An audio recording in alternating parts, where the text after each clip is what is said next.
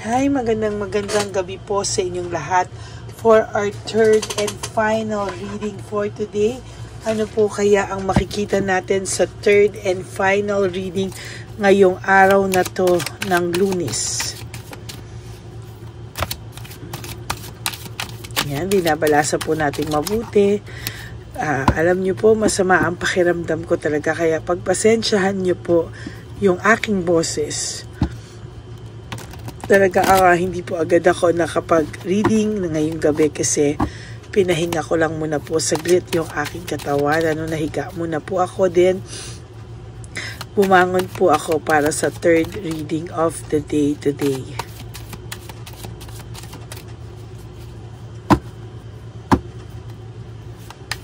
Yan.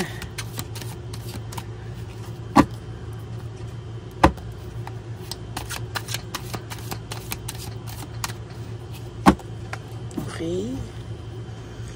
Tingnan na po natin. So, 1, 2, 3, 4, 5, 6, 7, 8, 9, and 10. And then, pili po tayo dito sa ating Black Lover Oracle.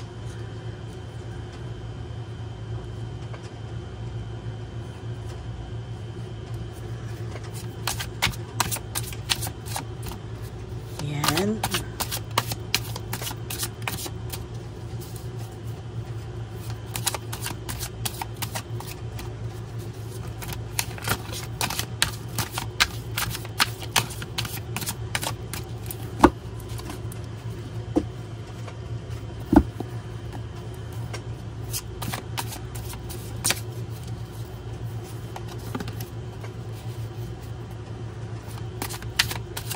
Yan.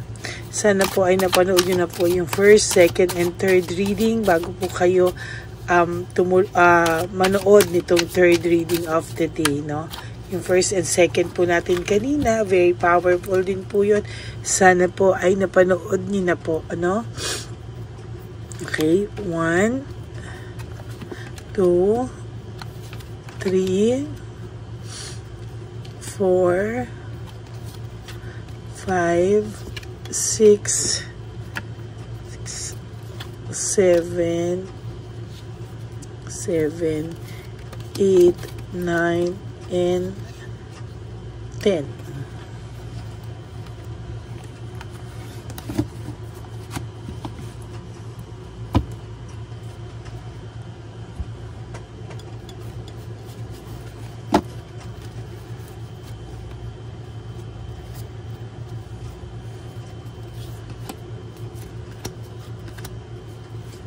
Huwag niyo po ito i-skip dahil dito po tayo kukuha ng energy, no, para po sa ating connection. So, ano po kaya ang current feelings ng inyong person right at this very moment? Living on, moving forward, leaving behind, moving on. This is a air sign. Sana po ay nare-realize nyo po na yung pag-alis po ng person nyo sa inyo may bring new beginning sa buhay nyo. Masakit man po ang dinadanas nyo or masakit man po yung binigay sa inyo, pero ayan po, leaving home, moving on, talagang dinamdam niya din naman po yung nangyaring ito, no? Kung akala nyo po masyadong batuto, no, dinibdib niya rin po yan sa totoo lang. Ayan nga po, to be honest with you, I can't take it anymore. Hindi rin niya po matake yung pain, no, as of this very moment. Dinibdib niya rin naman po yung nangyari sa inyo at talagang nahirapan din naman po siya, no? Kung akala mo po baliwala lang, no, dinibdib niya din po, no?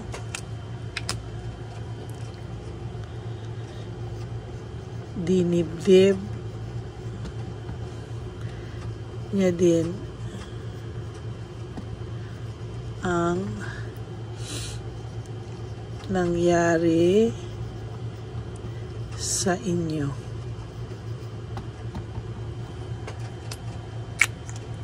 Okay, so dinibdib niya rin ang nangyari sa inyo. Hindi rin naman po ganon kabilis, no? Pero sa totoo lang po, dinibdib niya po yung pagkawala nito talaga lang, no? Sa inyo. So ngayon po ay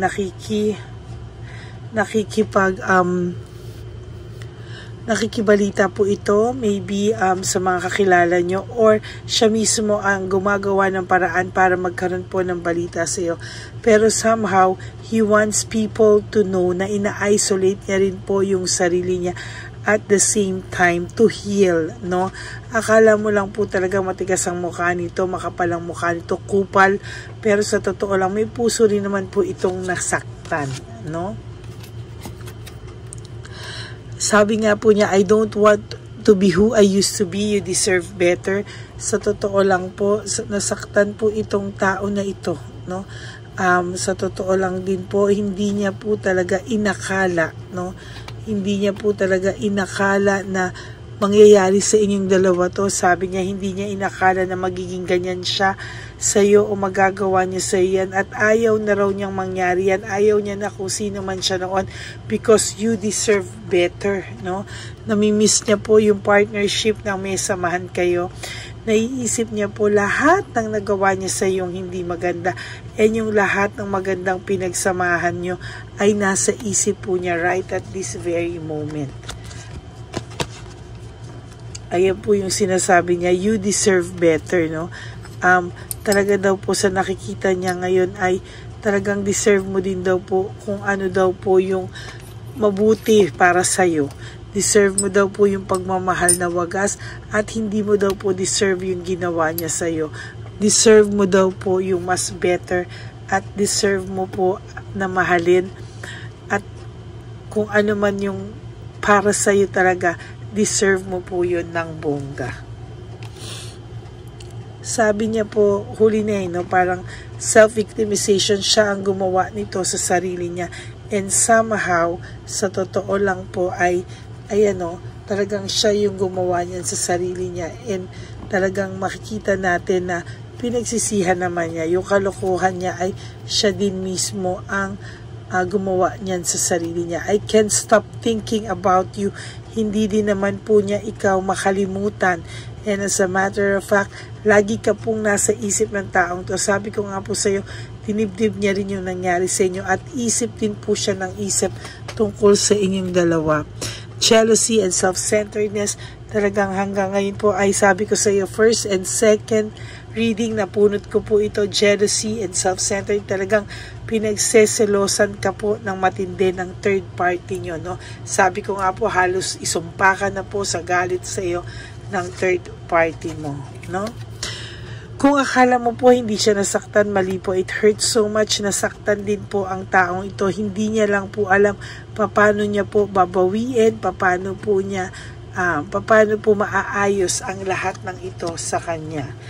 The Tower, one of the, talaga sinasabi niyo, ito pinakamalas na card for me sa tarot card reading. And kung napapansin niyo po, halos everyday ko pong nabubunot ngayon itong disaster, itong tower na to, no? Destruction, disaster, broken dreams, shattered dreams, ang pagbagsak po ng buong buo sa buhay niya ng mga bagay-bagay, ang paglaho ng mga pangarap niya, ang pagkawala ng swerte sa buhay niya, at sunod-sunod na uncontrollable na karma po talaga, no?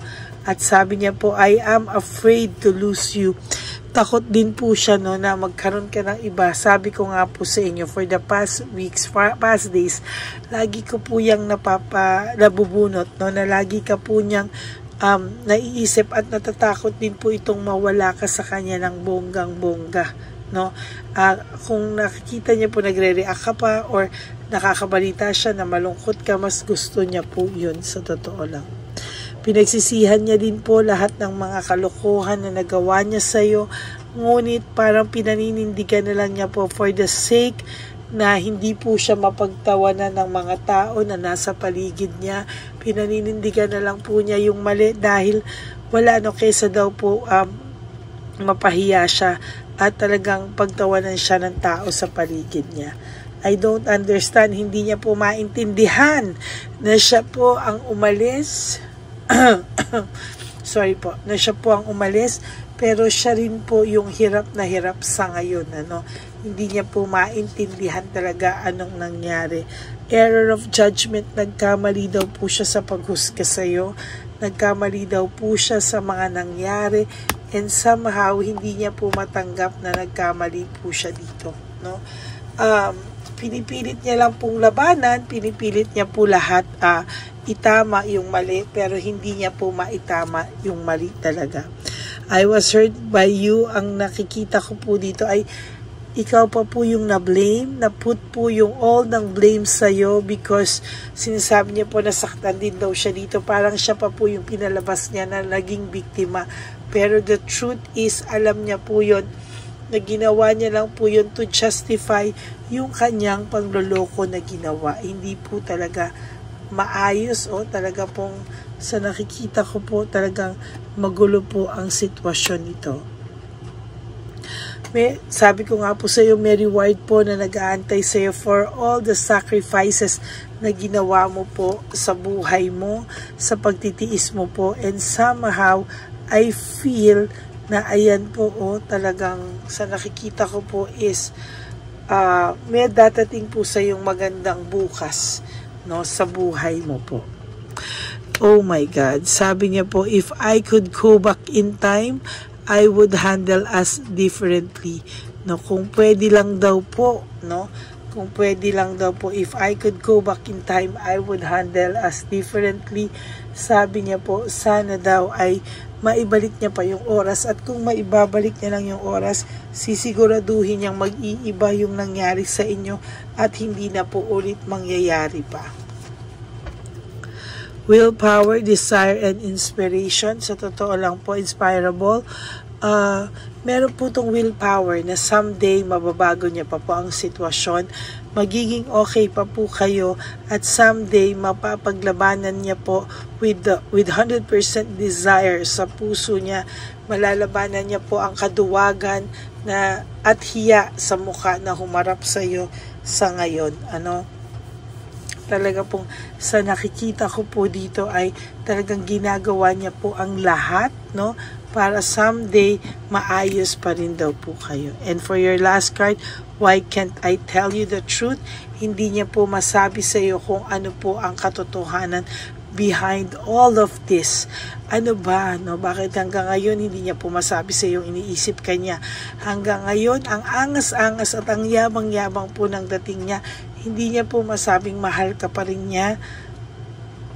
Umaasa pa din siya, no?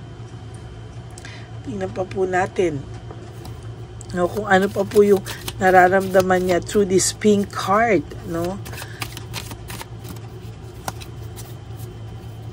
So many things remind me of you. Talaga naman po, no, sa nakikita po natin dito, so many things remind me of you. Talagang nag-iisip po ang taong ito sa'yo. Kahit sa anong bagay ang makita niya, ikaw at ikaw pa rin po ang naiisip niya. It was my fault but I blame you. Yun nga po yung sinasabi ko sa iyo kanina, no. Parang na-justify lang po yung ginagawa niya, no. Parang nangyari po, isa yun niya na blame, pero sa totoo lang po, sa iyo niya po na blame, pero ang katotohanan ay alam niya sa sarili niya na siya po talaga ang may kasalanan. I love you. May pagmamahal pa po talaga sa iyo ang person na ito, sa totoo lang, no. Parang hindi po natin masabi bakit ilang araw na po din to lumalabas sa iyo, yung I love you. Mahal ka pa rin po ng person mo, and you were the best thing in my life. Sa totoo lang po, no, nabubunot ko po yan palagi, no. Nabubunot ko po yan palagi, and ang naiisip ko po talaga ay nahihiya lang po itong lumapit sa iyo, at nahihiya lang po ito dahil sa akala mo po ay makapal po talaga ang mukha nito, pero the truth is wala po siyang mukhang maihaharap sa iyo, no. Sa totoo lang po, dahil po sa totoo lang po, no, ang taong ito ay gusto ka pa, no. gusto ka pa po ng taong ito, pero alam niya po na I know that I crossed the line with you. Sinagad ka po ng taong to. Ilang beses ko din po ito na kikita, no? Pero ito po ay sabi niya, gusto ka pa din niya. Pero alam niya nasagad ka niya, kaya wala siya mukhang maiharap. Kaya yung timing ay hindi pa po tama sa ngayon para siya ay lumapit sa iyo. So that's it for your third and final reading for today. Dinibdib niya rin ang pangyayari sa inyo. So, wag mo pong isipin na ikaw lang ang nasaktan o ikaw na nagdibdib. Kasalanan niya po, pero na-blame ka, pero pinagsisihan niya po. Hindi niya lang po masabi sa'yo, this is not just the right timing for you, for the two of you to talk, pero there will come a time sa ayaw at sa gusto mo po ay mag-uusap po kayong dalawa. Okay? So maraming salamat po sa inyong lahat. And for those of you who would like to have a private reading with me, you can message me po at Lady Lee Elena. That's LADYLY Elena. Nasa dulo po yan ng ating video. Tsaan nyo lang po ako mako-contact. That's my only legit and official FB account. Okay? So maraming salamat po sa inyo, and I do hope po na wala pong mag-i-skip ng ads sa inyo. Tulong nyo na po yan sa ating channel. And for those of you who would like to give me a super thanks for this video, I would really love and appreciate that from the bottom of my heart. Maraming salamat po sa inyong lahat. And sana po napanood nyo po today ang first, second at ito pong third reading of the day bago po kayo tumakbo sa first and second reading tomorrow. No, hopefully magkaroon pa tayo ng third tomorrow because I'm really feel weak and sick, no. So ayan po, no, maraming salamat po sa inyong lahat. May God bless you all, at sana po ay huwag po kayong malungkot, no. Have a happy heart at magpahinga po kayo ng maayos ngayong gabi na ito. Maraming salamat po sa inyong lahat. God bless you all. Ang lagi ko pong sinasabi sa inyo, sa lahat ng aking mga ever loyal and solid na Lady Elena friends, family, and subscribers, I love you all from the bottom of my heart. Kahit nasaan lupalo po ako, kahit ano po ginagawa ko, mabuti o masama man ang aking pakiramdam, ako po ay tatayo para mabigyan po kayo ng reading of the day. Yan. Maraming salamat po. At sabi ko nga po, life is too short. Don't make it shorter by stressing yourself from all the pains and the heartaches na binigay sa inyo na kahapon. Just surrender everything to the divine universe and just let go and let God write your life and love story. I will be back for another set of reading. Huwag po kayong malulungkot. Babalik po ako bukas. Maraming salamat po at good night po sa inyong lahat. God bless you and I love you all, and I will all see you again tomorrow po for another set of reading. Bye! God bless you all!